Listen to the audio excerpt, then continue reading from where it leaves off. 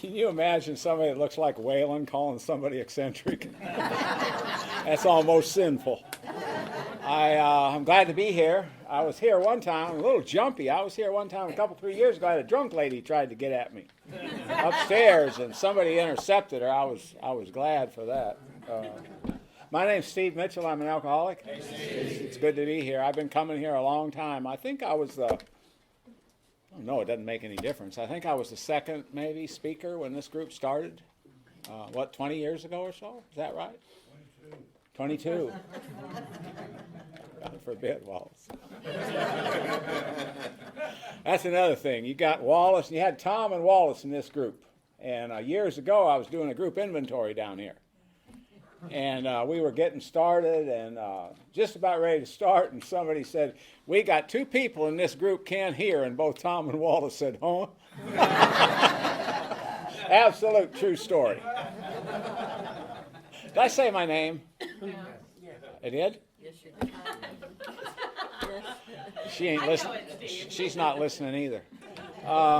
It's good to be here. I was with, coming off a weekend highlight of a lifetime. Wallace and I were at Angola, the largest prison in the world, over the weekend. You see all that show on Dateline a couple weeks ago? We were there last weekend, and I'm still pumped about that. Prisons are broken places, if you're wondering. They're as broke as what they're trying to fix. But 5,500 men in that snake pit, and they're doing things there I never thought I'd see in my lifetime. So it was an experience of a lifetime. We were there for the AA banquet. But anyway, what I'm here tonight is to share my experience, strength, and hope. I'm pretty sure you ain't going to be any smarter when I'm done tonight. What I will do, I ain't going to hurt anybody. If you're in this room on your own, you're bad enough. I'm not toxic. You can't catch alcoholism from me. But what I will do tonight, I don't know if help anybody, but what I will do is I'll tighten my hold on whatever it is I have. One of the things I've learned in the spiritual life, it's impossible to give anything away. Love out, love back, trash out, trash back. There's absolutely no doubt about that. And alcoholism is a killer illness. It almost destroyed me. I came here at 25 years old, almost dead. I had blood coming out both ends. My feet were all swollen up. I was turning colors. Then I found out after I'd been here a little while, my physical condition was my long suit. I came back pretty fast. I was young, but pretty beat up. You know, it says in our literature when we straighten out spiritually, we come around mentally and physically. I thought for years that just never sounded right. Looks like you come back physically first, but something has to happen along with that collapse when we surrender to be able to hear. You know, you heard the wise man say you can't hear until you can hear, and you can't see until you can see. That didn't have anything to do with information. Information's overrated. There's probably not a person in this room needs any more information about alcoholism. Main thing you need to know about alcoholism is whether you got it or not. What we need to recover from the illness of alcoholism is we need power. And that's what Alcoholics Anonymous provides. If somebody asked me what I thought alcoholism was, what I would say it means to me is I can't live with drinking and I can't live without drinking. The first time anybody explained that the majority of people, percentage-wise, who are alcoholics, who take their own lives, do that sober, that made perfect sense to me. And what I would say, alcoholism, you know, it's can't live with drinking, I can't live without drinking. And if I had to describe Alcoholics Anonymous, I couldn't improve on the preamble. It goes right for the chase. It cuts right to the chase what Alcoholics Anonymous is and what it isn't. But if I had to describe alcoholism in just a sentence or two, what I'd say it's a way of life. If practiced as a way of life is more powerful than alcoholism. And it's going to take real power to reverse a killer illness. So quick war story. Where I'm from, I'm from Nebraska. I've been here over 30 years. Tom Ivester brought me here. I think his legacy has started to die already. He always did say that they forget you pretty fast in AA. But a prophet, as we've all heard, is honored everywhere but in his home. I'll guarantee you that those people in New Orleans, in Angola, at that CFC conference, except for the inmates, everybody that went to that podium mentioned Tom Ivester. In fact, the federal judge was there all day, non-alcoholic, and he saw my name tag. He said, "Man, you're from North Carolina, aren't you?" I said, "I sure am." He said, "You know Tom Ivester then?" I said, "Yeah." I mean, it's dying a little bit. I've just like Wallace. I mean, it doesn't have it's no great deal, but I've blanketed the United States on AA's ticket. I've been in most every state on their ticket as their guest. and some of them many, many times. And when you'd go somewhere, I don't care, I've been all over Canada, and if you go somewhere and you got that name tag on and it says North Carolina, the first thing anybody wanted to know is, do you know Tom Ivester? So now he was my boss for many years. He's an aggravating boss, but it's a whole different deal in AA. But anyway, where I'm from in Nebraska, people are Catholic, about like they're Baptist here. And one night at the box, this is just a goofy little story. It might settle me down a little bit. Won't hurt you any. And even if you don't think it's funny, it'd help if you laugh. At the boxing matches, have you ever seen them on TV? They have them in Las Vegas all the time now. But when you see them on TV, a lot of times you'll see a Catholic priest. You'll see a collar. So one night at the boxing matches, there was a Catholic priest sitting there, and every time the bell rang, this fighter stood up and crossed himself like this. And there was a drunk on the other side of the ring watching the fight. And it was perplexing to him. So he wandered over there. You've seen like somebody step into the batter's box or go to the free throw line and they cross themselves. You've seen that on. So anyway, this drunk says to the priest, he said, that's one of your boys, ain't it? And he said, well, he does appear to be a Roman Catholic. And he said, well, what is that? What's he doing? What's that mean? He said, well, he's blessing himself in the name of the Father, Son, and the Holy Spirit. And the drunk said, well, what I want to know is, will that help him? And the priest leaned over and said, it'll help him if he can fight. That's kind of the way Alcoholics Anonymous is. I mean, you can sit in here and pound air and die drunk. We've all seen it. Now, I've always went to a lot of meetings. Meetings are fundamental, but what they do, but I don't want to hit you with anything too heavy tonight. But if you're new, meetings are just one thing we do in AA. As important as they are, Alcoholics Anonymous is a way of life. If practiced as a way of life, will reverse a killer illness and make it possible for us to live in the world. One thing AA can't do, it can do most stuff, but one thing it can't do is it can't stop life from coming at you. In fact, when you get sober, I don't think I've ever known anybody that didn't get more problems after they quit drinking, because we have to engage them. Now, I had some big problems when I was drinking, but a lot of times they were broken up by leaving town last few years. So I come from a long line of alcoholics. My dad was a terrible alcoholic. Both of my grandpas were alcoholic, all men on both sides of my family. And you know how you'll hear people in AA, you hear this all the time, especially in closed meetings. Somebody will walk you right up to the door about a loved one or a family member's drinking. Might be their wife or child or whatever, their mom, dad, and then they'll say, but I can't say they're an alcoholic because they never said they were, right? Well, not many of those people in my family ever said they were, but I'm going to take a chance in saying it. My dad was as bad a case of alcoholism as I've ever seen in my life. I've worked with a lot of alcoholics. And he hated Alcoholics Anonymous to the day he died. The fact is, he told my aunt, one of his sisters, he said, if anything would make a man drink, AA would do it. And he told me the first summer I was sober, he said, the problem with you, he says, you went from one extreme to the other. Well, now, I didn't know enough to say, Dad, I think that's the drill here. You're drunk and now you're sober. I mean, I didn't know enough to say that. But anyway, I don't think I said my sobriety date. It's May 26, 1975. And lest I forget, the guy who made the very first call that was ever made on me, ever, is celebrating his 55th AA anniversary tonight in Fremont, Nebraska. He's 89 years old, sober 55 years, and I guess the reason he stayed sober because he kept doing the things he did with me. He made the call and made sure that I knew about Alcoholics Anonymous. He carted me off to the state hospital, and he came and got me one more time. The time I was introduced to AA to start with till I was to get sober was a period of about 6 months.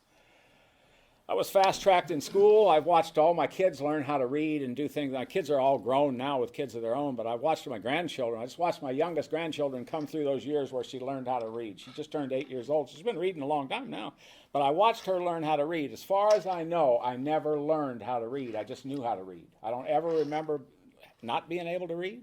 Nobody else remembers that. I know how to read really good, out loud. I knew what words meant. So I was fast-tracked in school. They thought I was really smart. Well, here's what happened. In the 4th grade, they introduced a thing called long division. They might as well have been talking to me in Swahili. It didn't make any sense to me. And they took me to the principal's office. Now, it wasn't adversarial. That principal of that school was an elegant old lady that dedicated her whole life to elementary education in that little town. So she was in the room, my teacher was in the room, and there was another woman in there. It's a long time ago, probably some kind of a counselor. And what they wanted to know is why I wouldn't do that long division. They didn't believe I couldn't do it. I wanted to know why I couldn't do it too. I've gotten a little arrogant over the years. I'll tell you, I took care of a large budget for years. I never used any long division. But I've gotten a little arrogant about it over the years. I began to wonder why anybody would want to know how to do it. But then it was become other things. I had trouble learning how to tie my shoes. I can't read a map. If I get a flat tire on a car, I'm just down. I can't fix anything. The guys I sponsor have been accusing me for years of not being able to change a light bulb. And I sponsor a contractor. He swears that I called him over to my house to change a light. I don't think I did. I think he was already there. I can't, if I do something mechanical, I have to memorize it. It doesn't make any sense to me. Something's wrong. I don't want to brag about this, but I'm actually the ping pong champion of the VA psych ward in Lincoln, Nebraska. Now, by that time, I had a lot of it figured out. Nature gives you ways of doing stuff, but the head doctor, and I've had all those tests. If you've ever been in a laughing academy, when you go in there, they'll give you those tests that, they got them on the, it's similar to what they have on the table at Cracker Barrel. Those design things, they're sequential. And you put them together, they'll do that kind of stuff. It's abstractions. And all they're trying to figure out on those tests is it helps them figure out like brain damage. And all it is they're figuring out if this is this, then this is that. Well, none of that ever made any sense to me. None of it still does. It never has. It doesn't have anything to do with brain damage. If you want to find out how I abstract, you have to give me a community problem or a family problem or whatever. But that head doctor, I had a lot of it already figured out by then. He said, you just need to stay away from anything mechanical. So much for that big education. I'd known that for years. But so it was very confusing to me, and I was pretty good. I was pretty good in sports. I had about 3 things happen somewhere along the same period of time. I quit growing, I got a bad attitude, and I started drinking. Now, that's a death sentence for sports. But you know how you always hear, I don't think I've ever heard anybody come to one of these podiums didn't talk about being in trouble before they drank. Something's not right. We're oversensitized with our feelings, and the world's watching us and not fitting in and all of that. So if I had to describe 2 major things that were going on all my life, right up to this very day, that have been troubling, has been anger or resentment about the past or fear of the future. And one of the great boons, one of our most underutilized principles in Alcoholics Anonymous is 1 day at a time. As far as I can tell, we got that out of the Bible. We didn't think of that. We were helped by men and women of medicine and religion with our principles. But we didn't dream that up. That came right out of the Bible. But that takes care of a lot of stuff right there, living in the power right now. My problems have always got to do with the past or the future. And as far as I can tell, most of us, including me, give lip service to that principle. We do very poorly with that. You hear in meetings all the time that people say they're at their best. Alcoholics say, I'm at my best when I'm working with another alcoholic. And the reason for that is because we're not there. We forget we're there. We're just operating. We're not stuck on all the stuff that's going on. We're just trying to transmit something. So anyway, I had drank before. Like I said, I grew up in alcoholism, but I can track my active alcoholism from age 15 to 25, almost 26. And I can assure you that alcohol was the it I was looking for all of my life. The very first time I got drunk, it was a banner experience. I'll tell you one quick war story. It wouldn't be honest or fair to say I didn't have any experience with girls. I had a little bit of experience with girls, but I wasn't sophisticated enough at 15 to know that what the other boys were doing, they were either lying about their experience or they were overstating their progress. But I'd had some experience now. I wasn't, I'm rookie, but I'm moving along. I think I even went up to a year ahead older than me. So I'm moving along a little bit, but I got a job as an elevator operator at a place called the Pathfinder Hotel. You remember those old crank elevators? We've got some old people in here. I know Wallace in here. He's about my great-uncle's age. But they got those old crank elevators, and I got my first older woman on that job. I don't think they had that thing. What do they call that now, a cougar? I don't think they had that name then, but they had that deal. Now, she said that she was 18 and she'd come in from the farm to look for a job, but I'll assure you she was way past 18. I sponsored this young man. Been sponsoring, I think we just had his 23rd anniversary. Got sober when he was 18. He's an attorney now. Got his permission to tell this story, by the way. But when he was first getting sober, he was in this class. So he went to this class one night, and I never know how to describe this, but he said this woman came up to him on the break and asked her, said, "Do you want to handle me?" He said, "Well, yeah." So he said she told me she was 27, I think. She told him, or 29, one of those. Well, when we saw her, she might have been 37 or 39. She hadn't seen 29 for a long time. So it was one of those deals. But here's the point I'm trying to make. You take a snot-nosed kid. I watched my own kids and my grandkids that are older than that. I watched, at 15 how sensitive people are, and it's a very difficult time. I've heard that all my life about the best time of your life is when you're a kid. I've never met anybody that believed it. But I've heard that all my life. But it's a very, very difficult time. But I at that time in my little town, 25,000 people, they wanted you to get your little girlfriend, go over to her house, meet her parents, and then go off somewhere to some school function or whatever. Well, I wasn't going to do that. That wasn't going to happen. But now, at that time, at that job on the Pathfinder Hotel, I could drink as much as I could steal. But at that time in Nebraska, where I was from, they were selling 3 quarts of beer for $1. Case of quarts for $4. Not exactly the best beer in the world, but you ain't exactly drinking for taste either. So, here's what happens now. You got a guy that's on lockjaw. He can't get through his own name in an introduction to a little girl, right? Couldn't possibly go meet her parents and do what you're supposed to do. So I drink 2 or 3 quarts of that beer, and the next thing I know, I end up in the rack with that full-blown woman. Well, I'm going to tell you, you don't give up something very easy that does something like that for you. It says in the book Alcoholics Anonymous that most of us have to be pretty badly mangled before we come to some kind. Well, the reason is it does so much for us. It's not like we get drunk and then get sick. We're sick, we get drunk and get well for a while. Alcohol's a solution. For a while, it's just I lingered too long at the well. So anyway, my drinking took off. I got in a lot of trouble with it. I began to quit school. I went to California. People in my part of the country go to California to start their life over. And I started going to California like when I was 14 years old, before I even had an alcohol problem. And there's big, big money in my family. None of it was associated with me, but extended in my family. And both sides, there's big money. But there were opportunities. One of my drunken uncles took that opportunity. Went to California and became wealthy. Got an opportunity, and they took him into the business. He became wealthy. He drank it all up. He's dead now. He died sober. But there was a lot of opportunity, and it was a chaotic time. I'd come back, I'd go off, I'd get in trouble. And at that time, they were letting you go in the military. And I went off in the military. I was barely old enough to get in there. I cheated on the test to get in there. I paid a dishonest recruiter. And I went off in the military and running away from the law, and my life was to never be the same. The military didn't have a thing in the world to do with my alcoholism. They might have created an environment that sped it up a little bit, but it wasn't their fault at all. I have great regard for the military. I talked to my kids about it, and my granddaughter that's old enough to get in there. No one interested, but I just wasn't responsible. I made it through there, but I shouldn't have. A very kind doctor. If anybody's been in the military, you know there's 2 people in there that are packing tremendous power. One's a chaplain and the other one's a medical doctor. And there was a very kind doctor who kept me from getting kicked out of the military. He actually put me in some kind of a tent one time and put me on an isolation ward. I'm the only one up there. People are afraid to come up there. They think I got some kind of exotic illness. I'm just drunk. But he got me past the timeline, and he snuck me out of the military. So I was in there one day less than 4 years. But I went off in the military, and my drinking I got in trouble right away, right in the very beginning. I got arrested in Wichita Falls, Texas. There's in our literature, it talks about an outstanding characteristic of the alcoholic is defiance. But now I don't think you have to read our literature to know that. They got us all together in Wichita Falls, Texas, and they said, you're one step closer to the regular Air Force.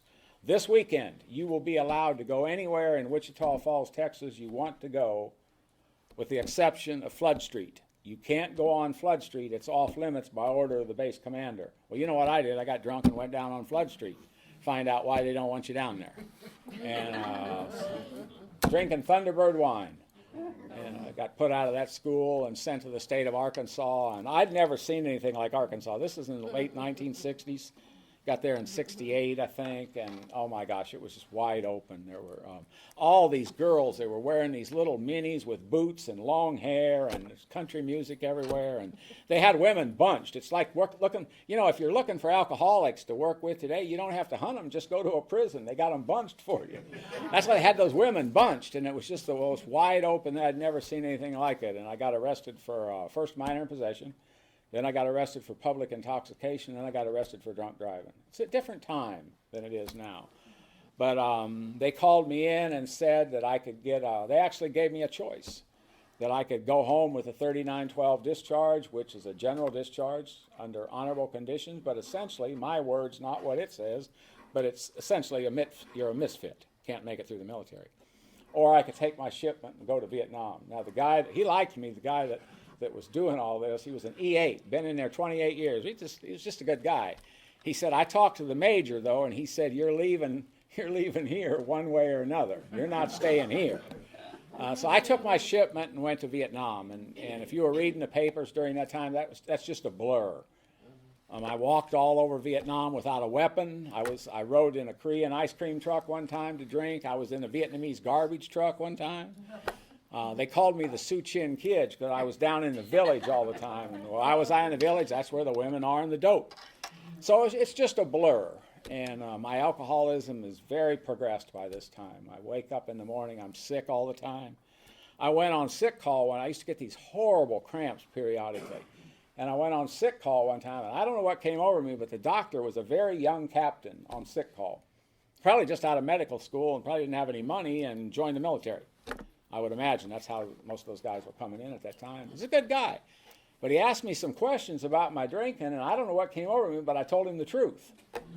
He said, do you drink in the morning? I said, if that's when I wake up, I do. And every question he asked me, I answered truthfully. And when I got all done, you know what he wrote on a piece of paper, what my diagnosis was? Food poisoning. But anyway, I'm crazy, too, at this time. I got real long hair. And I got it all bunched up under a fatigue cap, 7 3/4. Biggest fatigue cap you could get. I weigh about 120 pounds. If it would have got cold, somebody could have got in those fatigues with me. I look like Spanky. So I get an appointment with the squadron commander. He's brand new in Vietnam. He's so new in Vietnam, he's wearing stateside fatigues. Mormon guy from Utah. Good guy. Good man. I saw him later in the United States. He's told me just keep going. I asked him if he remembered me. He said, yes. He said, I remember you quite well, Mitchell. But so I get an appointment with him. You got to go through, if you've been in the military, there's protocol. You don't just walk into the commander's office. So I did everything I was supposed to do. And I walked in. Of course, you got to take your hat off so all this hair falls out. And so I tell him that this is a paraphrase, but I told him I'm deranged. And if he doesn't do something to help me, I'm going to get my M16 and start picking people off when they come through the serving line. Now, that wasn't going to happen. I didn't have an M16. I didn't know how to fire or assemble one. I'd fired one in basic training, but when we went through reefer to go to Southeast Asia for all that, I gave them stolen food and got everything signed off. I didn't even get my shots. I wouldn't do that today, but I just got it all signed off. I was passing out stolen food and stolen fatigue jackets and all kinds of stuff. So he put me on an airplane and sent me to Cam Bay to see a psychiatrist. I was down there about a week talking. I only saw a psychiatrist for like 10, 15 minutes. I was down there drunk, and he wrote on the bottom of a piece of paper, return to duty. So anyway, I came back from Vietnam, and it was January of 1971. Alcoholism is very progressed. I'll tell you 2 quick stories. There's a place in our literature. The reason I'm looking at this, people get a little jumpy in North Carolina if you talk. It's like bell ringer meetings or something. When I first got to North Carolina, this wasn't true today, but it was true then. I got here in '89. And this guy said to me, he said, I didn't like him much anyway. But he said, I'd like to give you some advice if I could. Well, unsolicited. We don't take advice when we ask for it. Unsolicited advice is completely worthless. But I lied and said, okay, what is it? And he said, well, most speaker meetings in North Carolina start at 8 o'clock. So that's true at that time. It's not true now. And he said, you never have to worry about being alone in North Carolina in AA unless you talk 5 minutes after 9. People get a little jumpy. I guess nobody's ever drank after 8 o'clock in Southern Pines. So I'll be mindful of my time. But there's a place in our literature that says that the drinking history of most alcoholics has had some things happen that are hilarious, and they've had some things happen that are tragic. Now, I'm going to tell you one story of both, and most of alcoholism's not tragic. It's tragic to the drinker and his family or her family, but mostly it's just an erosion, isn't it? It's a settling of what it could have been. It's just less and less and less. And then, most of it certainly isn't hilarious. I'm going to tell you a quick story.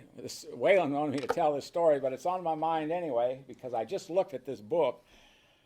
Tom Ivester and I were in Decatur, Alabama, 19 years ago right now.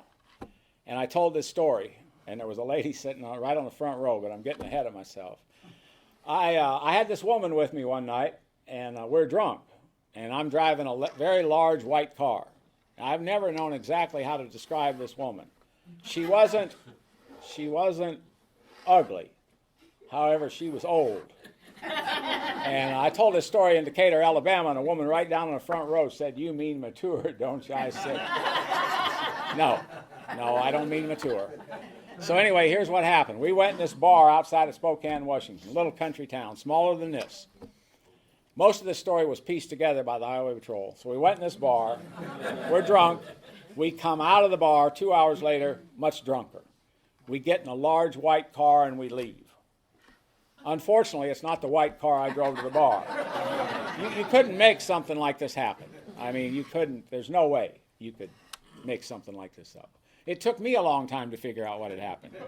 So I'm arrested. I'm arrested for drunk driving, auto theft and drunk driving. And they put this woman and I, and this the only time I've ever been in jail, that they put the woman in the same cell with me. That's all they had in this little town. They had a little one-cell jail. Highway patrolman arrested us and took us there, and there was a night marshal there, and they put us in there. And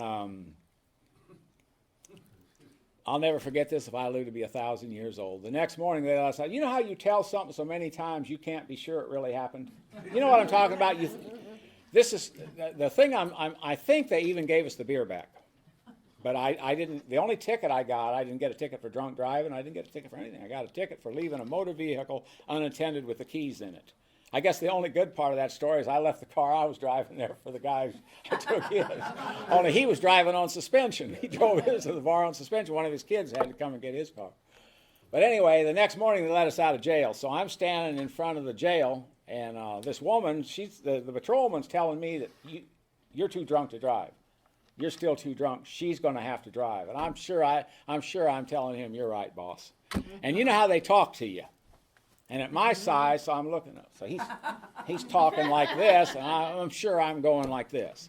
And so she's walking off to the car, and she's probably like 2 or 3 times further than the back where Lynn's sitting, probably 2 or 3 times down there.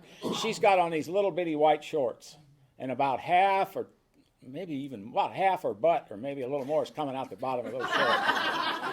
It's rough. It's really rough. Now, I don't know why I did. So he told me to get going. So I started walking. And I don't know why I did this, but it just happened. I walked a little ways up there, and I stopped, and I turned around, and I looked at the patrolman. Now, he's standing in front of the jail like this. And when I looked at him, our eyes locked. You know how your eyes will lock with somebody? It can happen in an AA meeting. It can happen in a restaurant. It can happen anywhere. Our eyes just locked. So I'm standing there. And so is he, and he goes like this. He goes. Talking to myself. Now, I didn't know you could get in trouble for telling that story. I told that story up in Rhode Island. And anybody that knows Tom knows he's a moralist. He doesn't even like couples that are in love living together if they're not married. He's absolutely a moralist. Well, this woman, I told that story 1,000 times over the years. I didn't know you could get in trouble with it. This woman became irate after she hated that story, and she began to chastise me for that story. You know how when something embarrassing happens, you're glad your sponsor's not there? I was glad old Tom was there. She walked off, and he said, "Man, don't listen to that junk." He said, "If you want to tell that story, have at it." I'll tell you a story that wasn't so funny. Doesn't matter. I think it was March of 1971 because of alcoholism, and advanced alcoholism and hatred and just because of the way I'm living. You know, there's a funny thing about the progressive nature of alcoholism. For years, when I read or heard or talked about alcoholism being progressive, what I was talking about is how the actual drinking's getting worse. You know, we see that all the time, right? You'll see somebody in the meetings, and now next year you see them and the family's gone, or their job's gone, or maybe their teeth, or whatever it is. They're in worse shape than they were last time they didn't stay, right? But there's other stuff going on with the progression of alcoholism. There's the fear, there's the rage, there's the isolation, there's the differences, there's the separation. It's a lonely illness. And I don't know if the loneliness of alcoholism is worse than other kinds of loneliness, but I know it's different. My sponsor, who I had before Tom, who died a few years ago, used to talk about laying in bed, when drunk. He got sober when he was a kid too, but he was laying in bed with a woman that he loved and he thought loved him. And their legs would be touching, and both of them would be stiff as a board, not able to say anything, because he'd been drunk one more time. You know, you can be alone in your own family at Christmas time. You can be alone in JFK. You can be alone in AA. AA's got to be a very lonely place if you haven't gotten across that divide. Now, the loneliness of my wife got her daddy back here from Phoenix before he passed away, and he didn't have any financial problems, so the home he was in was a state-of-the-art. It was a class place, but it's still a death rattle. So I used to spell my wife by going out there and having lunch with Daddy periodically. Well, I'd break up his loneliness when I walked in there. Anybody in here could do that. People do that. That's what their service is, through the church or whatever. They visit. My mom did that for years. She'd be assigned two people, and this is another state, that didn't have anybody to visit them, and so she'd visit them, and then when one of them passed away, she'd be assigned another one. But you can't do that with alcoholism. So there's other kinds of progression, and as the drinking gets worse, this other stuff is getting worse too. So you see somebody who's becoming further and further removed from the world, further and further removed from life as they understand it. And remember now, hardly anything has to do with information. You know that book that came out a few years ago, Everything You Needed to Know You Learned in Kindergarten? That's an interesting little trendy thing, but all that is information. That don't do nothing for you. We all heard that. Don't steal, treat everybody with kindness, be honest, all that stuff. We all learned. That doesn't mean nothing. It only means something when it becomes yours. You know, if you read the 11th step and the 12 and 12, you know, Bill Wilson was a big fan of St. Francis of Assisi. You know, that prayer in there, the St. Francis prayer. Well, St. Francis told his people that were under him, in our words, when he sent them out, it would have been to carry the message. And then you know what he said? Use words if you have to. But what he was talking about, I mean, if what you say it's not worth a bucket of hot spit if you can't look and see what you're doing. Life is a visual sermon. Alcoholics Anonymous is passed on through a written program. It's a written program. It's passed on written. That's the way it should be passed on. But a lot of times it's passed on orally and it's not passed on correctly. So that's why we need to know what our literature says. If you wonder how important the literature is or not, the only thing you have to do is look and see when another country gets their own written literature, people start getting sober in bunches. Before that, it's pretty difficult.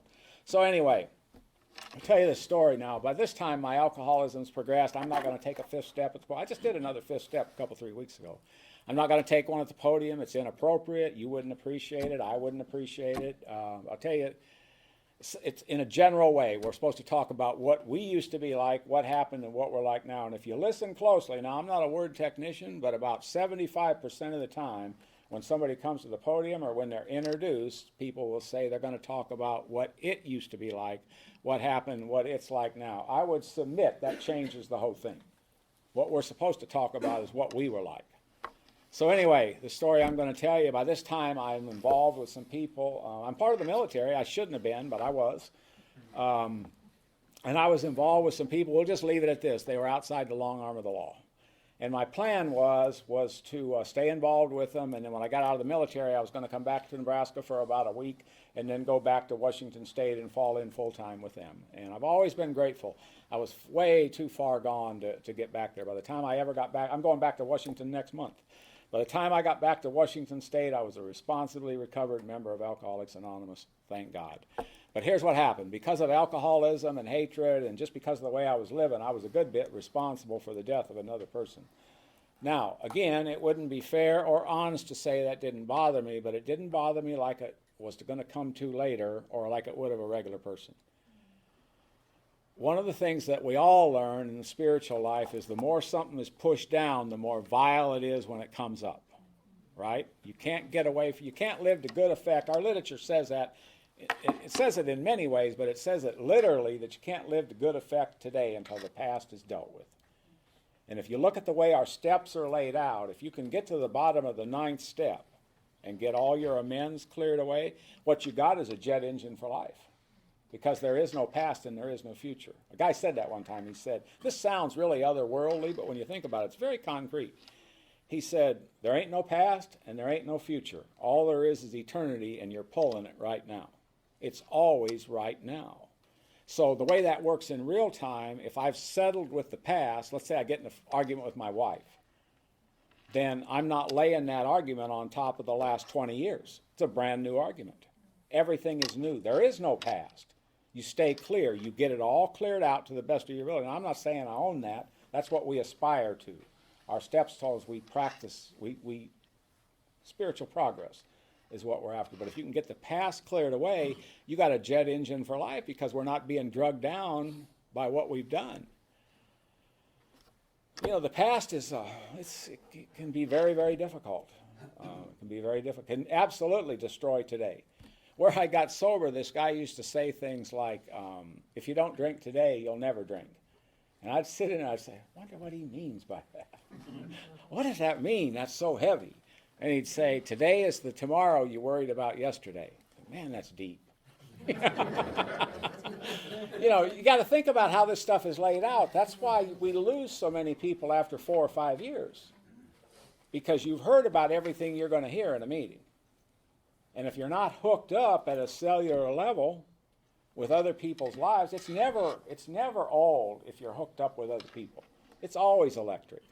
But if it's about information, 4 or 5 years, you're going to hear about what you're not going to hear any much new. You might hear, I mean, I actually heard a guy say this many years ago, but I'll guarantee you I haven't heard anything new in the 5th step in 25 years. There's only so many ways you could kill people. There's only so many ways you can take things that don't belong to you. There's only so many ways you can demonize people. You can suck the blood life out of things. It's the same song, different verse. And so what happened to me is I just kind of went on. I deteriorated. And what I told myself is that person got what they deserved because of what they had done. And I was able to sneak out of the military because of that very kind doctor. I finished out my time, and I came back to Nebraska. Now, I got out of the military in the summer of '72, and I came to Alcoholics Anonymous in May 26, 1975 to stay. That's almost 3 years. I worked 6 weeks during that time. I had some lean times. I had a year where I earned $82. And at that time, they had a place in Nebraska called the State Hospital. And they wanted you to pay 1% of your last year's earnings, which would have been 82 cents. I didn't have an address. I didn't have the 82 cents. They told me just keep going. Don't worry about it. But here's what happened. Now, I work with a lot of new people, and I've been here a long time. I've been in North Carolina over 30 years. But there's one big difference. I'm not ignorant of the fact that people can get respectfully drunk in North Carolina. Get as drunk here as they can get anywhere else. But there's one big difference between drinking in Nebraska and North Carolina. I don't have any science on this, but I'll guarantee you in Nebraska we got 20 bars to every bar you got in North Carolina. I'll guarantee it. I'm just coming from Nebraska again, 2 or 3 weeks ago. My sister, brother-in-law, kids are gone, and the rest of us are we're all over. But I have one sister that stayed there, and my brother-in-law, and he's retired from the military. They live in a town of 275 people. 3 bars in that town. There are bars everywhere. Now, I got sober in a place called Chapter 5, right on Main Street in Fremont, Nebraska. It's right between 2 bars. And I wasn't allowed to go in either bar anyway, but you could sit in there during those meetings and you could hear the country music come through the wall. Even to this day, it's a terrible thing to say, but I question people's alcoholism that don't listen to country music. They may not be real alcoholics. They might be placebos. But right up on the other side of the street is a place called Bill's Bar. Have you ever been in a bar where everybody in there needed to be in AA? You ever seen a bar like that? Bill had, it's not a bar anymore. The building is still there, but it's not a bar anymore. And Bill and Phyllis are dead. But Bill made his fortune in the garbage and septic tank business, and he bought that bar as a toy for his drunken wife, Phyllis. And merciful Jesus. I mean, even the people that worked in there were drunk. You could have literally backed a farm truck up to that place and put everybody in there. You could get in there by mistake, but you wouldn't stay in there. We had a guy in there named Vibrator Hartman, and Vibrator got drunk one New Year's Eve and burned up in a fire. We had a guy named Rodney Montani. Rodney got in a fight with a guy in a wheelchair, tipped him over. And the way Rodney described that, he said, he hit me a good one, but I tipped him over before they got me out of there. And you know how drunks get loud when they get drunk? The drunker Rodney would get, the quieter he would get. And eventually his mouth would move, but no words would come out. We had a guy named Leonard Larson. Leonard had no neck. His head sat right on his shoulders. And what Leonard would do is he'd get drunk and crawl around on his hands and knees and lift bar stools, perform feats of strength. He used to get me to jump off bar stools onto his stomach. I didn't know you could have broke his back. But Leonard had a tough time. He got drunk one day in Nebraska. If you've ever been, now, metropolitan Omaha is a big city and it's hilly, and the Big Red Machine in Lincoln, Nebraska. But the rest of Nebraska is flat. It's farm country and railroad and a tractor trailer. And we used to butcher more hogs and cows than any place in the country. The bull haulers, they used to call them 48 states in Canada because that's where they hauled them for. He said he's running 48 states in Canada. So Leonard gets drunk one day and he goes out in the country to shoot a cow, and get some steak eventually, I guess. So he goes out there and shoots a cow, and he stumbles out to the country road. I mean, he can't load it in his pickup truck by himself, so he's going to wave somebody down. Poor Leonard waves down an off-duty deputy sheriff. He ended up getting 1 to 2 years for that. I don't know if anybody in here has been to that roundup in Virginia, Blackstone. Have you been to that, Wallace? You spoke at that? Well, I've only been there once, and the year I was there, I happened to be the Saturday night speaker. Now, it's not a good setup. They've moved it, but it was in an old girls' college, and they put the speakers on a stage. So the crowd's down there, and my wife was with me. Saturday night meeting starts at 8 o'clock. So about 2 minutes to 8, I'd already climbed up there, and they had the readers up there. Well, they had a seat for my wife right down in the front. Now, she ain't in AA, but I try my very best, if at all possible, to do what she says. I've just found out it works better. I mean, it just does. So it's like 2 minutes to 8, and so she's right down there in the front. She's frantically calling me down there. So I hadn't got much time, so I jumped down there. I said, "What is it?" And she leans over real serious. She said, "I don't want to hear one word out of you about that guy that ain't got no neck." I said, "Julie, what are you talking about?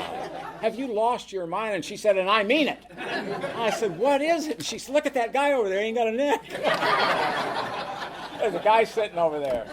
But anyway, there was two brothers. There was two brothers that came into that bar not long after. I showed up there in the summer of '72.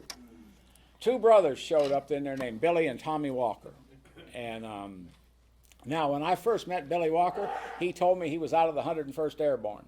You ever know that somebody's telling you a lie, but you don't know how you know that? You ever know, like if you get your new soulmate out of a bar last night and she's married, but she don't tell you she's married, there's symptoms, right? Within a few days, there's symptoms to that. Well, there's symptoms to people. I didn't know what I was looking at, but I spent most of my work life in the court system or the prison world, and there's symptoms to that. And I guarantee you that Billy Walker was coming from a penitentiary somewhere. There ain't no doubt about that. But anyway, now I'm a beer drinker at that time, but I'll drink anything. And there was literally a time when I could drink beer for 24 or 30 hours. I'd be drunk, but I could talk to people. I could drive a car. I could remember what happened, but you let me take one drink of whiskey, one drink of Mad Dog wine, I just never remember. Now, Billy Walker drank dry gin and chased it with squirt. Tommy Walker drank bar whiskey and chased it with water. So when I started drinking with him, I started drinking that gin and chasing it with squirt. Now, the reason I like to drink with those guys, one reason, I had a big mouth when I was drinking. Now, there wasn't anything going to happen to me in Bill's bar, but we'd get drunk and wander off sometimes. They'd actually call Phyllis to come and get us sometimes. Well, Billy Walker, I went up a pant size a year, probably the first 3 or 4 years I was sober, but Billy Walker never was any bigger than I am right now. But he would attack people. He looked like that dog on the Greyhound bus. Something would happen and he'd explode on somebody and then he'd knock them out. Be the end of them. And the other reason is I've seen a lot of guys in my life that could get a lot of women, but I've only seen two that what it looked like is they didn't have to do anything. They just went wherever they went, and the next thing you know, there were women there. And Billy Walker was one of them. So I'm pretty sure I wasn't smart enough to figure this out then. I must have just been drunk and not stupid, because my plan was I'll stay here with you, Billy, and possibly get in on some of the overflow. But here's the kind of brains you had in Bill's bar at that time. This is what Billy Walker told me. He said, the way we're drinking this gin, he said, there's a couple things you got to do. He said, always get the gin in a shot glass. And the reason is, he said, you get the chaser, a squirt. Amy gave me a can of squirt one night at a meeting, but all it is a kind of soda. They got it here. And Billy Walker said, what you do is you drink the gin down real fast, but don't breathe. And the reason you don't want to breathe, that gin is nasty and it can make you gag. Now, you know that he's telling the truth. If you've ever drank any dry gin sober and it was hot, you have to be about half drunk to drink it. It's nasty. It'll just, you take a sip of that when it's hot and you don't have anything to drink, it'll make you shiver like that. So he said, as soon as you drink the gin down, chase it with a squirt. I said, all right, Billy, that's fine. Makes sense to me. He said, the other thing you got to do is you got to start to use a lot of pepper on your food. Now, we ain't eating much in those days anyway. And I said, what will that do? And he said, well, this gin's been known to hurt your liver, but if you use a lot of pepper on the food, it'll counteract the damage. Now, that'll do it. Now, we got a couple doctors in our stuff, right? And every time I see, we got a new, she's been sober now 3 or 4 years. She's an emergency room physician. Every time I see her, I said, Tanya, did you find out anything about that gin and pepper? She said, not yet. But anyway, so I'm drinking with those guys, and it's just insane. I go to California, I come back, and I'm gonna have to get to AA here quick. Here's what happened.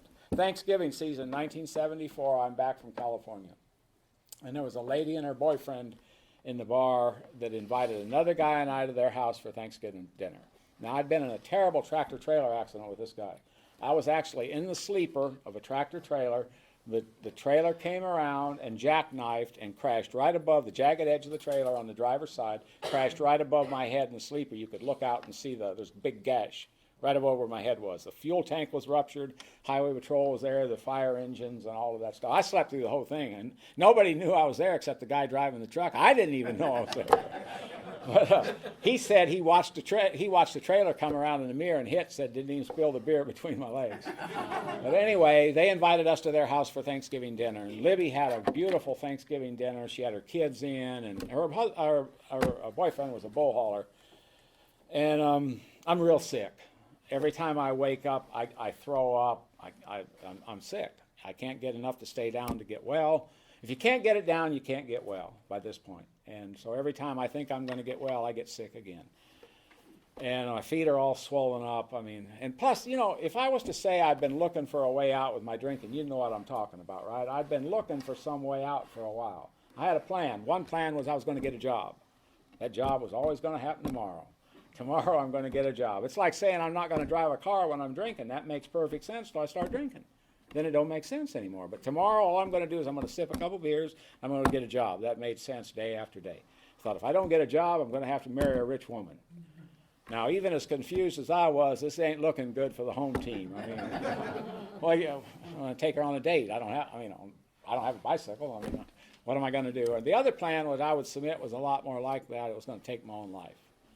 But Libby had a talk with me that went very much like this. Now, AA would be a very different place if the people who needed AA would have got in here themselves. You with me on that?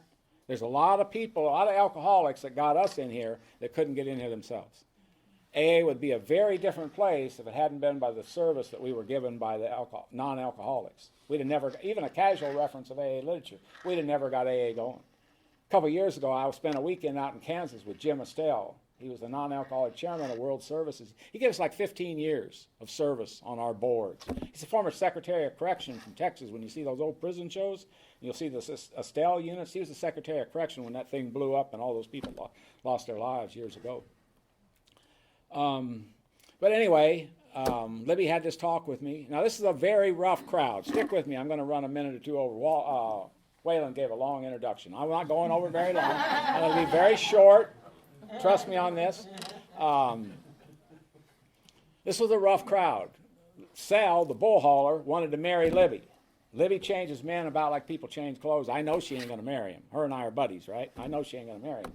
So Sal drugs her across the river to meet his mom into Iowa. It's 50 miles down the road, you cross the river into Iowa. And so Libby says that Sal gets up and goes to the bathroom, so Sal's mom pulls her into the kitchen and says, honey, I want to give you some advice. If you know what's good for you, you'll get as far away from that drunken bum as you can, as fast as you can, because he'll ruin your life. Now, that's his mom talking. So you know it's a rough bunch. But anyway, Libby knew about AA. She had a talk with me that went very much like this. I like to think that some of this is kind of indelibly etched. She said, I've been around alcoholics all my life. I've been married to 2 alcoholics. Got to remember now, her and her boyfriend are permanent party at Bill's Bar too. She said, but I don't think I've ever seen anything like you at your age. She said, there's a man in town who helped my last ex-husband. My last ex-husband's now been sober a full year. He's got a full-time job. He's paying his child support. He's doing really well. If you want me to, I'll call that guy. That's the guy who's celebrating 55 years tonight in Fremont, Nebraska. And he was a rabid Big Red Machine. This is the Big Red Machine years with Johnny Rogers and the national championships and all of this stuff in this time frame. He didn't make the football game, he made the call.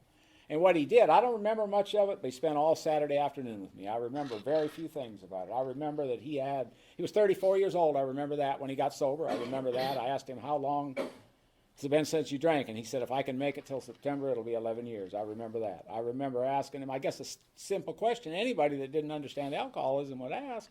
I said, how do you get the willpower to not drink? He said, I look on willpower a little bit different than you do. What I think willpower is the way you take that drink, knowing it's going to come back up. But I remember him telling me that he'd had a wife and 5 kids. He was a sheet metal worker by trade, and he'd built this house for his family. And he said that I lost the house and my family, and then he said, and I should have lost them. I thought, that's a strange, I was baffled by that statement.